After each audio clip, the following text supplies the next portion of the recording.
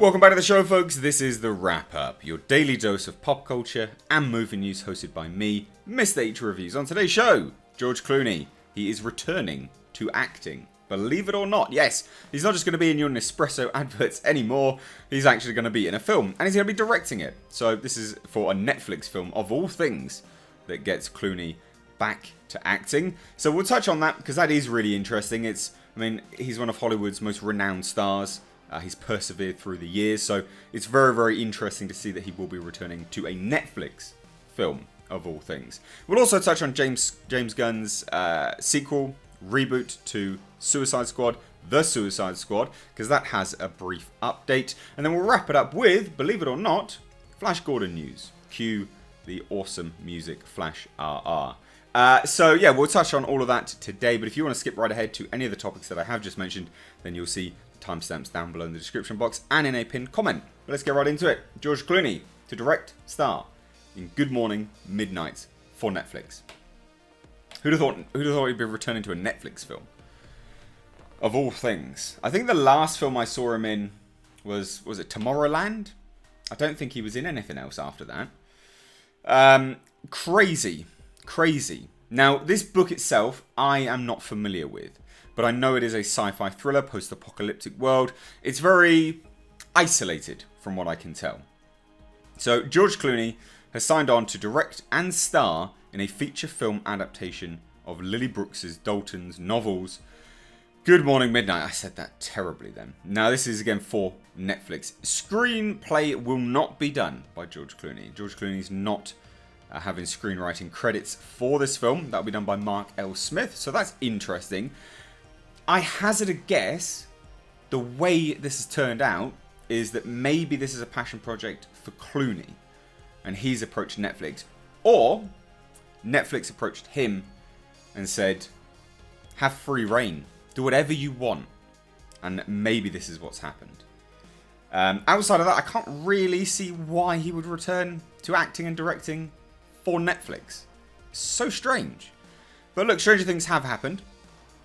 So it says Mark L. Smith will adapt the screenplay from the sci-fi thriller, which is named one of the best books of 2017 by the Chicago Review of Books. So it's an acclaimed book.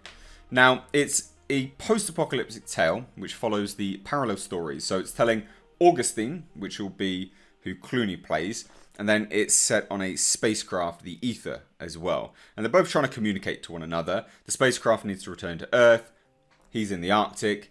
And they're just kind of communicating back and forth. So in my head, it's a very isolated, lonely, very almost character-driven piece, which I think Clooney will actually do very, very well in. That's kind of from what I can ascertain from this report, as well as everything else as well. Now, states that Augustine races to obviously make contact with the spacecraft, before it returns to Earth, because it's a post-apocalyptic wasteland.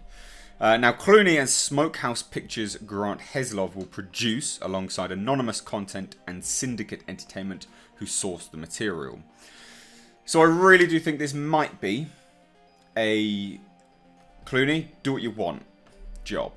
But again, who knows? It says, Grant and I couldn't be more excited to be involved with this incredible project, said Clooney. Mark is a writer we've long admired, and his script is haunting. We're thrilled to be working with our friends at Netflix as well. Now, the film, which does not yet have a title, will begin production in October. I'd imagine it would be something similar to the title we already have. Now, having known and worked with George for over 2 decades, I can't think of anyone better to bring this amazing story to life, said Scott Stuber, head of Netflix's film division. The book is powerful and moving, and Mark's adaptation is beautifully written. At its core, this is a story about human nature. So again, character-driven piece. Now it says, and one that I know our global audiences will fall in love with, just like I did when I read it. The adaptation marks Clooney's first feature film for a streamer and first project with Netflix, though he recently executive produced and appeared in and directed a few episodes for Hulu's series adaptation of Catch-22. The film also marks his first directing gig since Paramount's Suburbicon in 2017, and the first film he has starred in since 2016's Money Monster for Sony. Okay, so he did actually appear in something else after Tomorrowland. Now, I do, like I said, I think this is a case of him trying to maybe get into directing again a little bit more. And they gave him free reign, because I can't imagine he'd have much free reign with Paramount. Was it Paramount? Yeah, Paramount. But what do you think of this? A lot of old actors are now turning to directing, it seems. So I hand it on over to you. What do you think? Clooney, the man, the myth, the Nespresso legend, heading to directing a Netflix film. Let me know down below in the comment section. And let's move on to James Gunn's The Suicide Squad. What is going on here, hey? So, it says here, James Gunn's The Suicide Squad will begin filming September 23rd and wrap January 31st in Atlanta. This does not come as much of a surprise. We knew that they were gearing up for stuff. We keep hearing more and more news about this project. So, for this to happen, I can genuinely believe it. Now, this is courtesy of Geeks Worldwide, or the GWW Network. Whatever you think of them, it's fine. So it says Warner Bros. Sort of sequel, because again, that's the other thing here. We don't know whether it is a sequel or a reboot. It is going to be a sequel because there's returning characters. Captain Boomerang is one of them. Joel Kinnaman is one of them. His Rick Flag. So it is going to be a sequel, but it's whether they try to soft reboot it in the process. That's what we don't know. And the reason why this was even thrown up in the first place was because we had reports from loads of people saying, no, it's not going to be a sequel at all. But then because we know that there's returning characters, it has to be. That's logic. It might not reference any of the other material, i.e., not a direct sequel and a form of a soft reboot. But anyway, it states that it will begin filming in 23rd of September and wrap January 31st. So not a short shoot. That's a reasonable shoot time, actually. That's not too bad at all. It says, meanwhile, Gunn serves as writer and director for The Suicide Squad, the current title anyway. The film follows David Ayer's 2016 film Suicide Squad, but rather than a straight sequel, this is described as a new take on the property. So that's the other thing as well. We were touted numerous times, this is going to be something brand new. James Gunn's Suicide Squad. So it'll be interesting to see. Now it says this is described as a new take on the property from James Gunn with a mix of new and old characters. Further, the project is very much rooted in Gunn's vibe as seen in Guardians of the Galaxy movies. Now, it states, Viola Davis is coming back to play Amanda Waller. I didn't know that at the time, actually. Margot Robbie will reprise the role of Harley Quinn. That's something which we've known for a while. And according to the actors themselves, Jai Courtney and Joel Kinnaman, as I said previously, they will be back. In fact, they've posted pictures on Instagram. Jai Courtney said it in interviews. So they're definitely back. Idris Elba will now be playing a new character. It was thought he will be playing Bronze Tiger, I believe. Oh yeah, it says it there, yeah, Bronze Tiger. Who's like a martial artist. Which actually, having seen the Hobbs and Shaw trailer, I think he'd be quite good at it, to be honest. Deadshot has been written out of the movie, but may return in the future with Smith returning. Now, we are supposed to be getting King Shark. There was rumours that would be played by Michael Rooker, a Gunn favourite. Ratcatcher is confirmed as far as we know, but it is a gender-swapped Ratcatcher. Now this is Daniela Melchior, butchered that name, Soz. Mr. Polka Dot Man will be played by David Dasmalchian. Peacekeeper, aka Chris Smith, which is John Cena. He's in talks for the role, so nothing confirmed there. A very bombastic, comedic, blended cast there, from what I can tell. Now, there will also be a monstrous femme fatale character. The description states she is a surly, creature-like, muscular alien woman. God, everyone's going to go mad for that. The role will require a heavy use of prosthetics, akin to Killer Croc. Well, hopefully better than Killer Croc, because that was dog shit. Our own Casey Walsh speculates that the character could either be Rampage, Voodoo, or a gender-bent Despero. Or my pick, Duchess. Now, additionally, the second unit director and supervising stunt coordinator Guy Norris will return as well. Now, that's... Well, look. His first credits, on the first one was not very good. What was he coordinating? Them just aimlessly, blah, blah, blah, shooting downtown. That was awful. So hopefully he'll be given a bit more free reign this time and actually do something good with it. But yeah, we also get costume designers Juliana Makovsky from Guardians of the Galaxy Volume 2 and Avengers Endgame. So good for everyone that's like, I love DC or I love Marvel and, jerk off to either one or the other. This is good that, James Gunn has managed to wangle a Marvel costume designer over to a DC film. I think that will be very, very good. Now, anyway, there you go. It's apparently will release August 2021. What do you think? Good news, bad news? I can believe this. We've had so much news coming out about this film for some time now, so I genuinely can believe this. But let me know your thoughts down below in the comment section. As with all of these topics, let me know down below. And now, what we'll do is we'll move on to our big final piece. I saved it till last because I love it so much. Taika Waititi to crack. I love this. I genuinely love this news. Taika Waititi to crack Flash Gordon at Fox Disney Animated. It's going to be an animated film. Oh yes, ladies and gents. This is an exclusive to Deadline.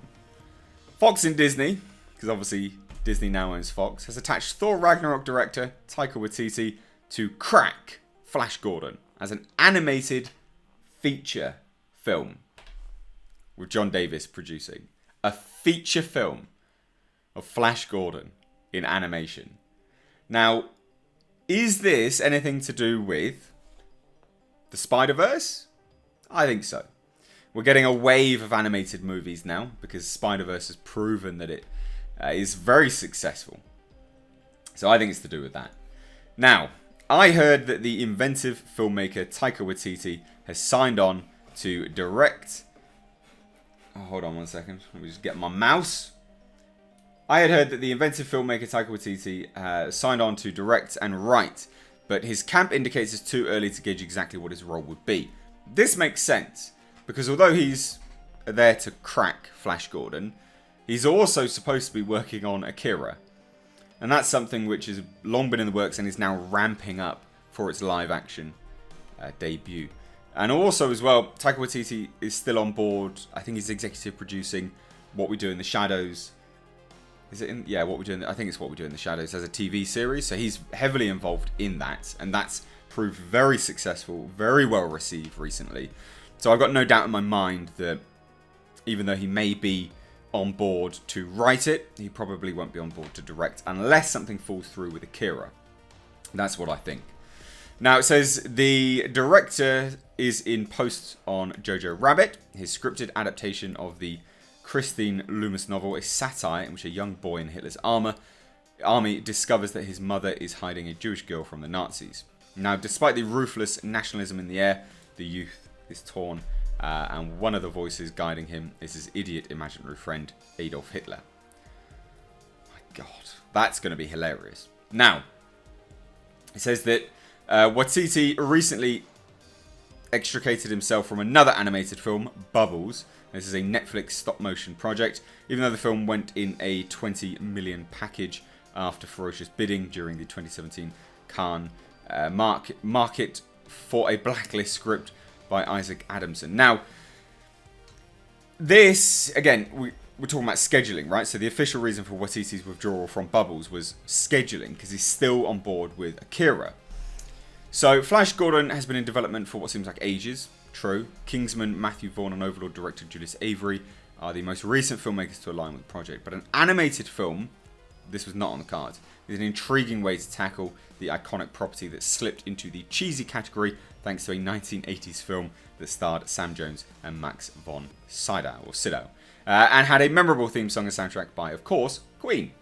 Now, Flash Gordon returns to its origins here because it began in 1934 as a science fiction comic strip created and originally drawn by Alex Raymond to compete with Buck Rogers. So it's going to be really interesting to see how this turns out. There is no other major news. Obviously, we've got the Flash Gordon trailer, which I would play for you just for a joke, but I've rambled enough today. I genuinely think Taika Waititi is the dude for this. I do, however, because it makes some comments here, you know, that it fell into cheese, right? I feel like he may bring cheese but comedy with it. I am interested. I am genuinely interested. The stuff like this, it always excites me. I think this bodes well. But what do you guys think? Taika Waititi, at the very least, let's say he's going to write it. What do you think about that? And what do you think if he was to be on board as director? Let me know down below in the comments section. So anyway, guys, we've got no time for viewer questions today, but if you want to have your viewer question answered on tomorrow's show, please do email them to me, misstagereviews@gmail.com, using the subject line The Wrap Up, and hopefully on tomorrow's show we'll have time to get to your viewer questions. But like I said, as with all of these things, please do leave all of your thoughts down below. If you're new here, hit subscribe, and if you are liking what I'm doing here on this daily show, then consider becoming a patron and supporting the show out and having access to exclusive content like meetups, patron-only Skype roundtables, playthroughs, so on and so forth. Anyway, guys, thank you so much for watching. As always, I haven't missed age. Take care.